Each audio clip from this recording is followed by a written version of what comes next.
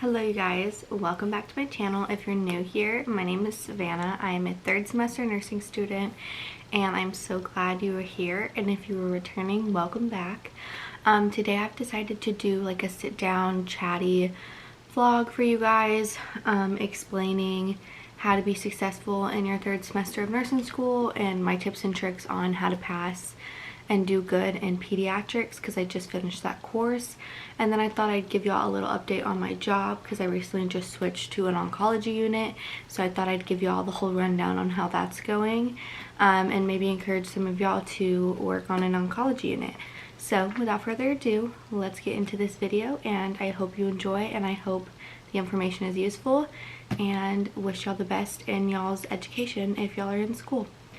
Let's get into it. So first, I just wanted to start by saying nursing school is very difficult, but it's very doable. And what I mean by that is it's gonna overwhelm you at times. Like every time I start a new class, I'm overwhelmed. I don't know what to expect. I think the worst. I get overwhelmed. I do the most. And then as the class goes on, it gets more and more doable each test and each assignment and stuff like that. So if you're just now starting nursing school or about to and you're freaking out, that is completely normal. Just, you know, go with the flow, relax a little, everything will be just fine. You're more than capable of passing nursing school and being a nurse. So do not let those nerves get the best of you and make you switch your decision or think that you're not a well enough nurse or capable of being a good nurse. That's my little soapbox for the day. But I just wanted to go over like how I studied for this class and how I thought that it was beneficial. So luckily in this class we had some very good professors that were very involved and set us up for success. So not all the times will that happen. I've had courses where the professors are very good, and I've had some where they're just not the best and they don't really give you much insight on this is what you need to know, this is what you don't. So I got very lucky with that. But yeah, so I'm just gonna go over like the last exam content that I just passed and ended the class. So I think this will work for y'all too, even if y'all don't get these handouts from your professors. Just kind of do the same layout. So they would print out the slideshows for us, which anyone and everyone can do this. You just go to the print version on a PowerPoint and make it 2 pages, or you can do the 3 ones with the notes. And so I would just go through, and anything that they were saying in class I would write on the like correlating slide. And I haven't done this before this class, and I think it really helped.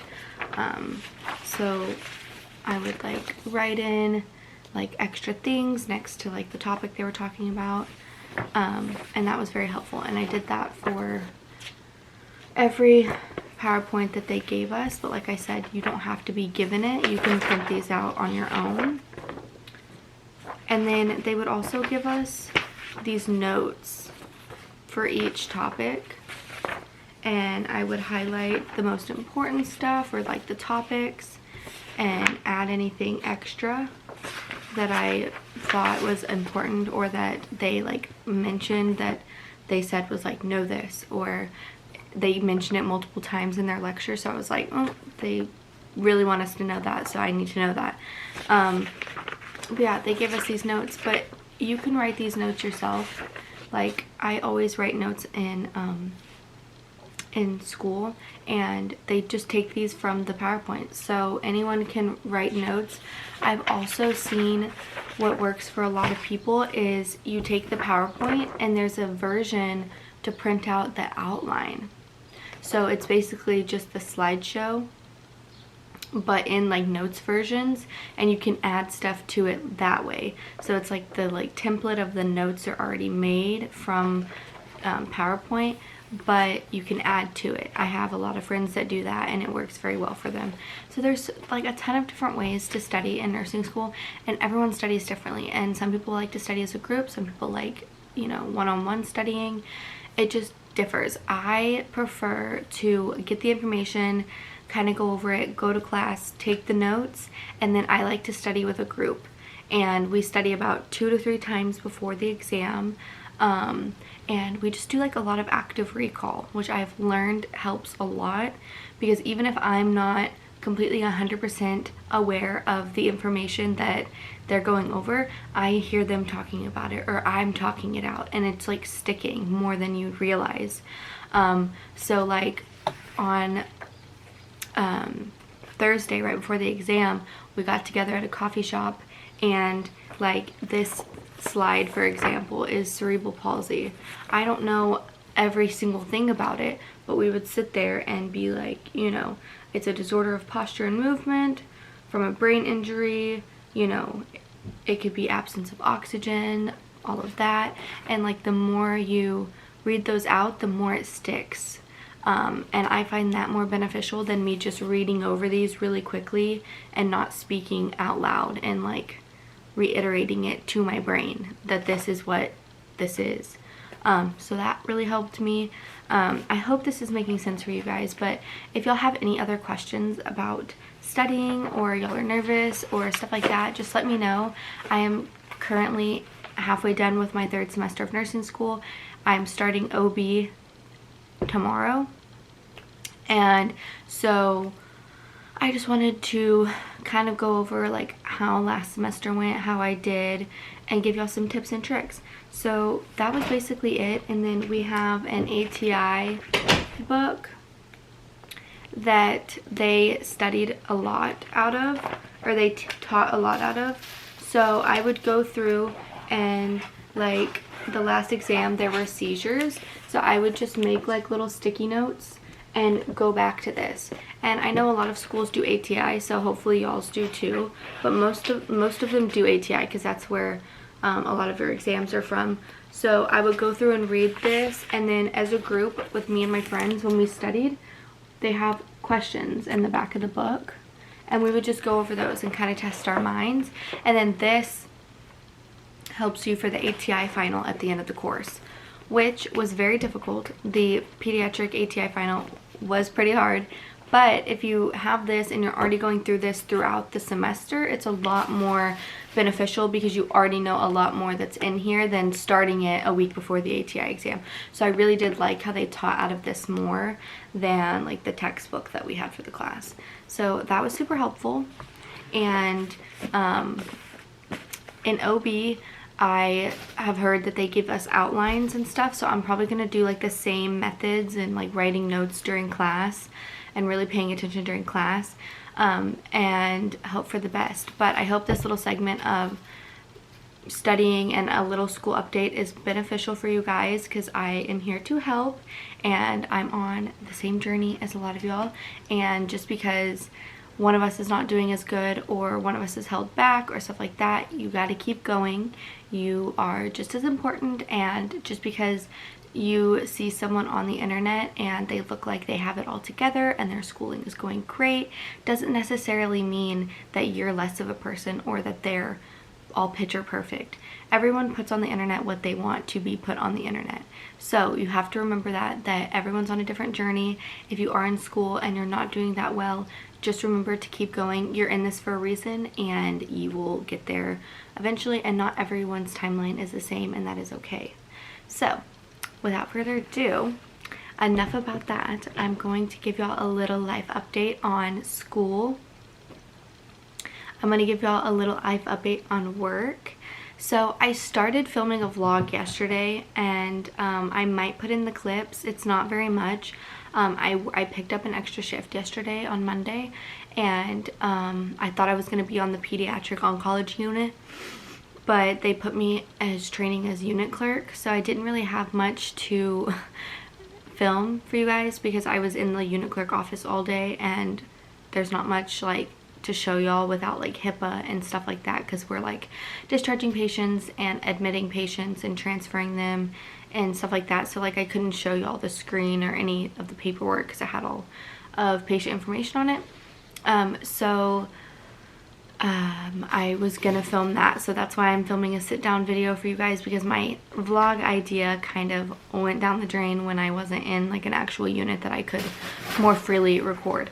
But a little update, I've been on this unit for 3 weeks now and I love it. It is so sad, but I feel like it's very rewarding to be there for those people that are like in their lowest, like they're fighting cancer, they are super, you know, sick, and you are one of those people that can be there and support them and put a smile on their face and get them through their tough days. It's a very sad unit, but the nursing dynamic on this unit is super supportive. They are all really nice, really great, really helpful. I am so glad that I made the switch, and we get to cross-train for a lot. So like I get to cross-train to unit clerk, I get to cross-train to pediatric oncology. So there's a lot of like opportunities for like improvement and to go in different areas and learn different areas, which I'm all for. I love learning different areas of the hospital and different units and how everyone does it differently. I just feel like it's cool to kind of dip your nose into a bunch of different things and like cross train, because it could be helpful one day when y'all are short staffed or stuff like that. But other than that, it's really good. Our schedule on this unit is everyone is Q4 vitals, so it's kind of like my first PCT job where everyone was Q4. And so you do vitals at 7, and then you do blood sugars at 11 and 3.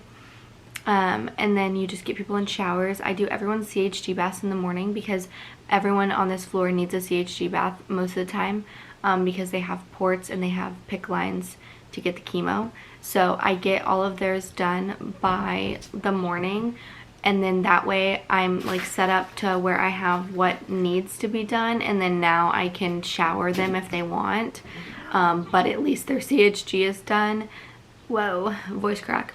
At least their CHG is done in case they don't want to shower later that day.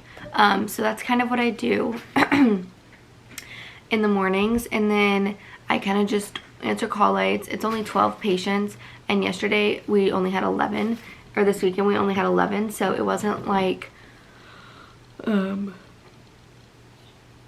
there's not always like a lot of things to do. There's times where it gets super busy, and then there's times where you have some downtime to like study or, you know, chart or, you know, prep or stock the unit. Sorry if y'all can hear my cats playing. That's them. That's my cats. But yeah, it's going really good. If y'all are in nursing school or trying to be in nursing school, I would recommend getting a hospital job 1000%. I've been a tech for 2 years now, and it's very rewarding. It's a tough job, and it's tough in school, and some days I'm like, I really need to be studying, but I need to go to work. But the experience and the knowledge, the extra knowledge that I have already going into the nursing field is like so much. It helped me a lot in foundations, the very first class of nursing school, with like vital signs, bed changes, all of that. And I just think it's very, very smart to get experience, just so you know, like you're used to the routine, you kind of know how the hospital works, how different things work, and you kind of get more familiar with patient care and how to speak to patients, because I feel like that's the biggest issue with nursing students is I've noticed in clinical, like they're very scared to talk to the patients or touch them or clean them or, you know, interact with them. Like that's a struggle, and that's like 80% of the job. Like yes, you have to give them medicine and take care of them, but like 80% of the job is the interactions and how you take care of them and how you treat them. It really is. So I really do recommend it. Obviously it's not a requirement, but I would heavily recommend like some type of nursing job in the health, not nursing, some type of like nursing assistant job or healthcare job, just so you can kind of get your feet in the water, see if you really like doing this, and it kind of gives you some more background knowledge for nursing school and sets you up for success. So that's my little piece of advice. Anyways, I just wanted to make this video to kind of explain how my semester's going, give y'all a little life update with my job. Everything's going great. This semester has been amazing. It's been way more relaxing and way more way less of like stress and constant studying, so it's been a nice little break from the first 2 semesters. But I hope this was helpful for you guys, and I know it's not my typical content, but I always like to sit down and talk to you guys too, because I want y'all to know that I am here for y'all and I want y'all to do well, and if I can help one person, then my job is done. Like, I feel like I am here for a reason.